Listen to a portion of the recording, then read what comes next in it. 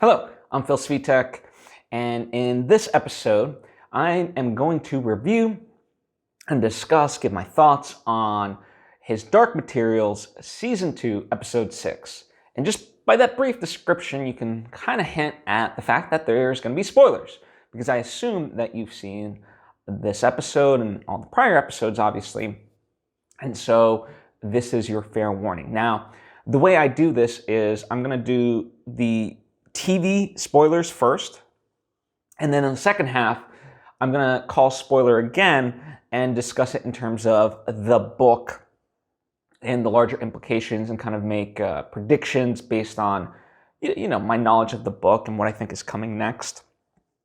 Also just comparisons, right? So if, that's kind of how this will work. Now, of course, I don't want this to just be a dialogue where I actually want it to be a dialogue where, I share my thoughts via this video, but then you give your commentary in the comments section, and, I can respond and we can discuss various theories, opinions, and so forth, right? So without further ado, let's get into it. Overall, I thought this was a great penultimate episode.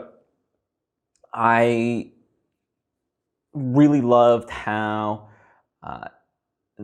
overall, there was starting to be some tension between Will and Lyra.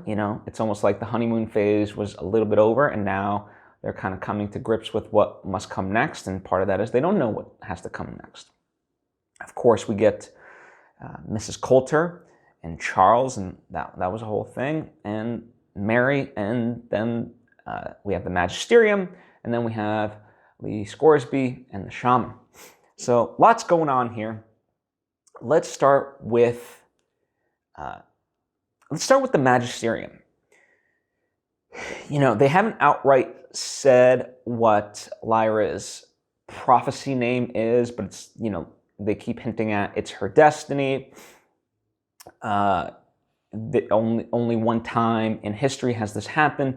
And for a moment, I thought they would reveal it in this episode of what her, witch name or whatever, the name that her nickname was going to be. But certainly it's gruesome enough in terms of the Magisterium and the Cardinal to essentially break protocol in some sense and head off into this other world, the anomaly, through the anomaly as they call it, and take action. Lyra poses a threat, and so she must be dealt with. And that's very interesting because certainly Mrs. Coulter, one of the aspects in some ways, and at least in Lyra's eyes, she equates her to the Magisterium, but in this regard, Mrs. Coulter does represent an island of her own, and how she ultimately kind of acts will determine who she really is. And I know I'm kind of jumping a little bit, but this does tie in just so naturally to the fact that Mrs. Coulter, when faced against the Spectres, she manages to control them and brush them off. And when Charles later asks him, she essentially reveals, she's able to hide her humanity, essentially. And that's a very sinister thing to say, right? And certainly we can gather that because we've seen glimpses of that in Mrs. Coulter. But at the same time, you can also go through, past episodes and see that there was a good nature to Mrs. Coulter. And so, it's like, what will be the whims of Mrs. Coulter? Will it be her good nature? Will it be her bad nature? Who's to say? And right now, this episode was brutally in favor of her dark nature, both in terms of how she interacts with the Spectres, right? And you could argue that that was a necessity, but at the same time, she sees opportunity, of course. And, to that respect, I believe it was, she kills, but I believe it was poison. I'm going to infer that. she poisons Charles, leading him to his death. And in some ways, I understand it because he was patronizing, right? Where he says, I need an equal, and she has that great line of not seeing him or he ever was her equal. And I think that speaks to the broader themes that have been kind of brought up of masculinity versus femininity and strength and all that. And so I applaud her for that. But certainly her actions hint at something more diabolical, if you will, certainly more sinister. And so that part of it is not good, right? And the fact that she feels so at home in this land is just incredible. And tying it back to the Magisterium,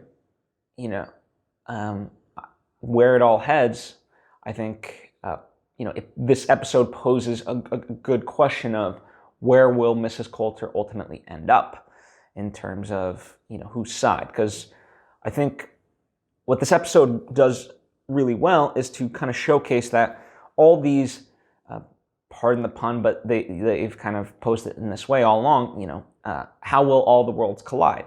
And things are colliding, and ultimately, it seems to be that they're forcing two sides. And so, everyone must pick a side. And then who is the winner will be determined from there. Right? The oncoming war sort of, that's ever present. And, that was kind of one of the aspects. Well, actually, I'm going to hold that thought. But I want to juxtapose Mrs. Coulter to Mary, because Mary, of course, can freely walk about this place. And I'll talk about the angels and sort of, them being the reason for this in a moment. But juxtaposing Mrs. Coulter to Mary, especially when she interacts with the kids, the fact that Mrs. Coulter does not interact with any kids in this area, I think is very telling.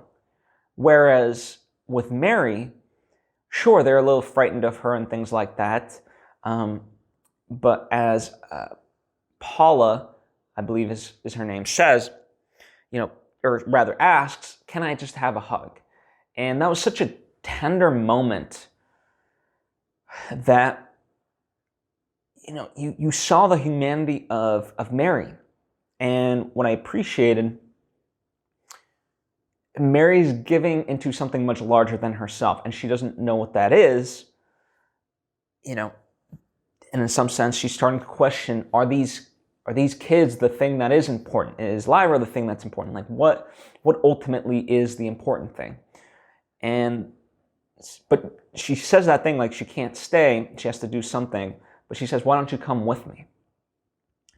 And I think that's a very interesting aspect, that Mary is able to, I would argue, affect the world around her in a positive light, because she sees the greater purpose of things and sees goodness, if you will, whereas Mrs. Coulter, she enacts her will onto the world. So I thought that was a fascinating dichotomy.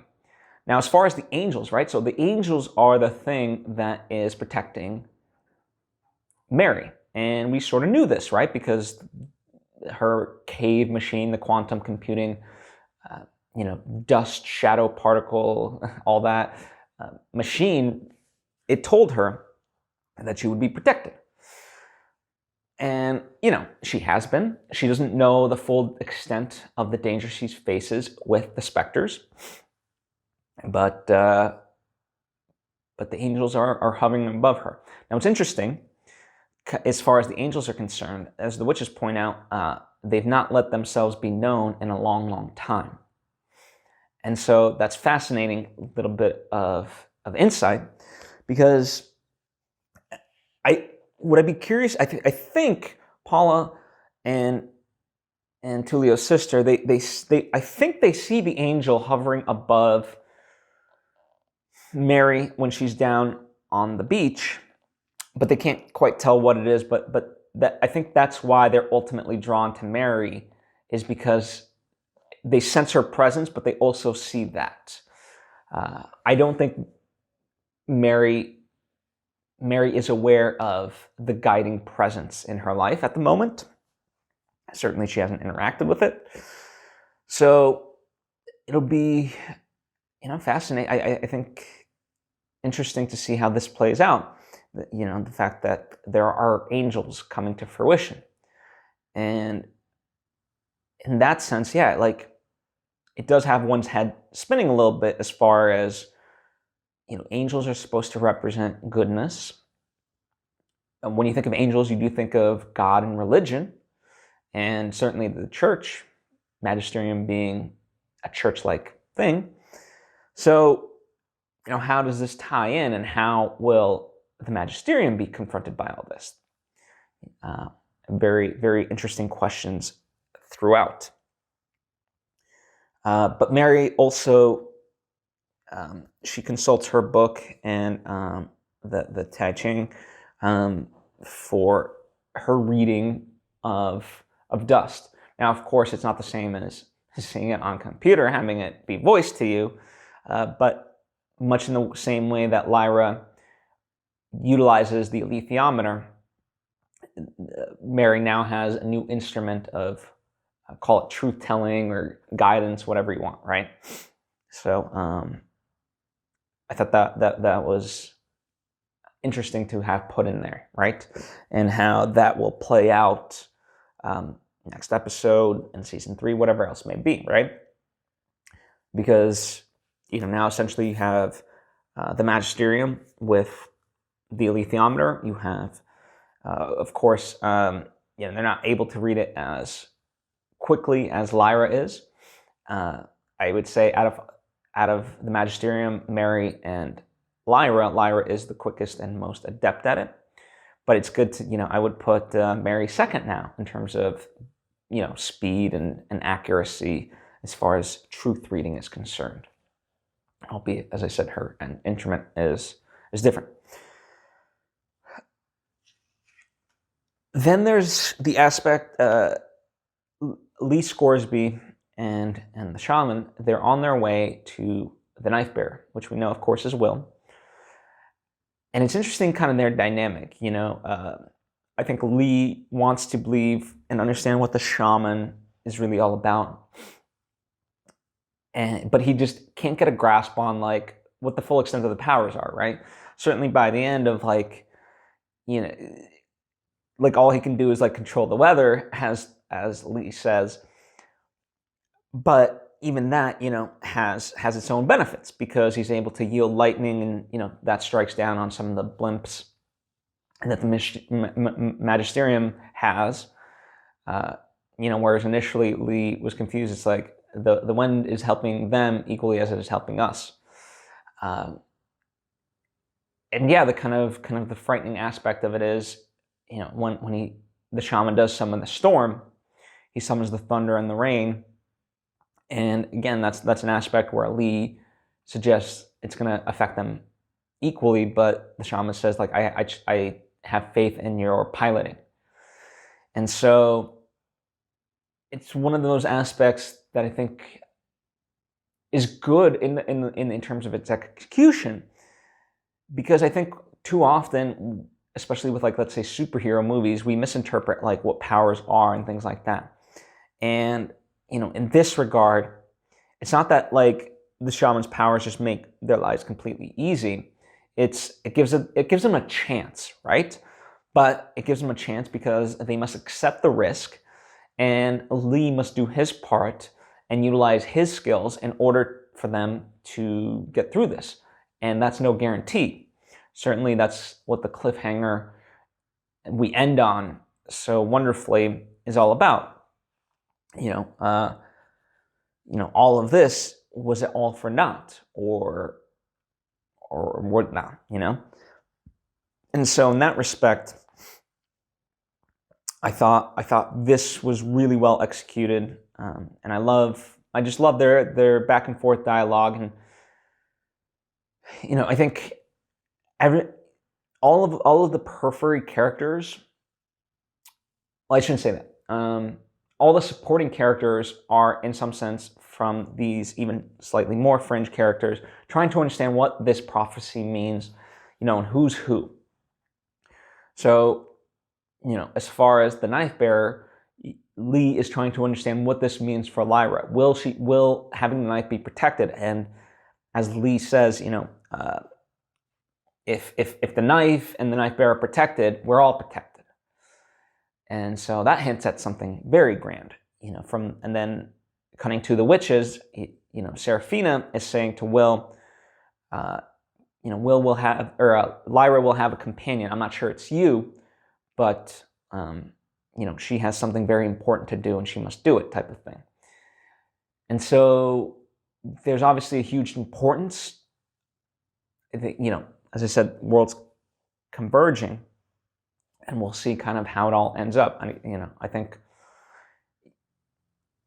don't think it takes a genius to figure out that. I think Will and Lyra have a huge part to play in whatever is coming next, right? I don't think that's a spoiler in any sense, and I think that's just storytelling 101. And it is interesting, as I said, in terms of my overall thoughts, that Will and Lyra kind of do come to heads, and they do argue with each other a little bit over what should be done, because first off, Will doesn't, necessarily trust the witches, and he's much more skeptical to give them any sort of information, whereas Lyra, for all intents and purposes, is an open book. Furthermore, when Serafina suggests that their powers are different here, meaning subdued, they must get to their world in order to be able to properly heal Will and so forth, Will is very skeptical of this. He doesn't want to do this because he just sees this as a huge retreat. And sometimes, retreat is a strategy, but he doesn't see it in this sense. But what the respect that ultimately Will and Lyra have for each other, they're able to get through this. And sure, Will kind of ultimately does take a stand and says, hey, consult the lithiometer, where's my father? And so, when the lithiometer says he is in this world, then they're like, no, we make our stand and we keep going up. And Lyra accepts this, right? And so, yeah, worlds converging. So without further ado, I'm going to get to the book spoilers, if you will.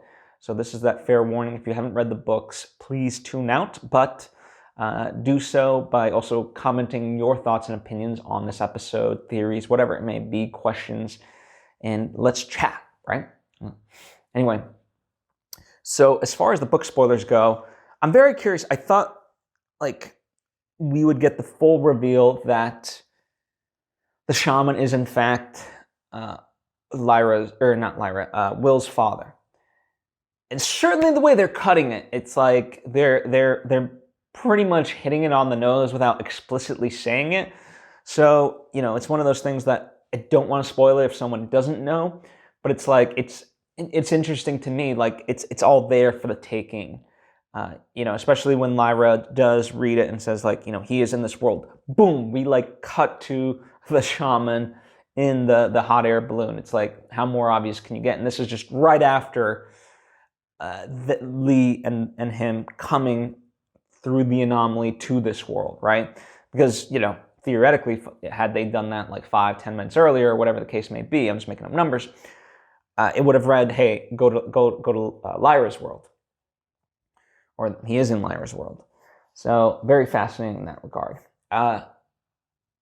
The other aspect, the angels appearing, as far as I remember, it could be, forgive me if I'm wrong on this, but it wasn't until the Amber Spyglass that we became aware of their presence and seeing them as visible light entities. But I do appreciate it because I think it layers that in nicely, and why hold it back when we know that they are angels and that this is the presence that is going to be protecting Mary.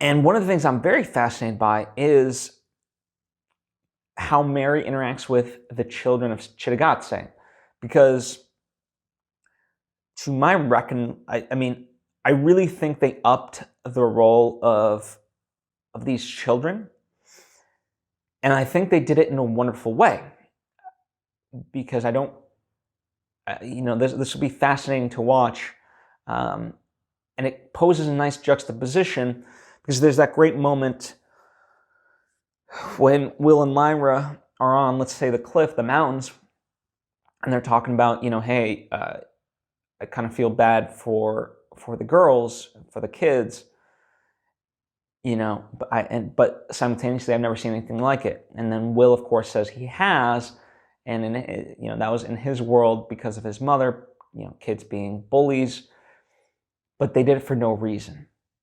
And so even he really, when all is said and done, understood these kids. They did it out of fear, not necessarily out of pure hate. And so he respects that, and the fact that, like, in essence, Will and Lyra are enemies of these kids, not necessarily through their fault of their own, just by circumstance. If this is to be played out in any sort of way beyond what we've seen, I think that'll be fascinating and something new.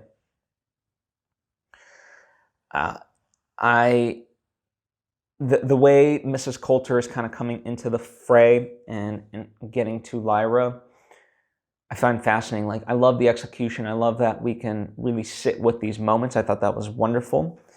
And then as far as what's coming, the big battle at the end of the subtle knife, that's what's coming. Lee and the shaman, excuse me, they're not dead. Anyone who's read the book knows that. Even if you've watched the teaser, you know that. And it's going to be very fascinating to see how this all plays out. And I'm really looking forward to that scene between Will and his dad and how that's played out. And then ultimately what the cliffhanger is going to be. I think the cliffhanger probably, I think the finale is going to end on Mrs. Coulter grabbing a hold of Lyra. But I'm excited for the chaos that is about to ensue. And really, excuse me, really set us up for a great season 3 retelling of the Amber Spyglass through a visual medium. I think this is going to be wonderful. And yeah, there's just so much to be set up. And, of course I could kind of talk about more, but I think as a penultimate episode, this serves to really set up what the finale will be. And so I'll save a lot of my thoughts for the finale. But overall, really fantastic episode in my opinion. And looking forward to the finale. And then, of course, looking forward to season 3, as I'm sure you are. This is a wonderful series. Great acting all around. Daphne Keane, along with Ruth Wilson and, everyone else. Even the casting of Mary, just I think really, really wonderful all around. So kudos to the creators. And yeah, I look forward to talking about the season 2 finale with you next week.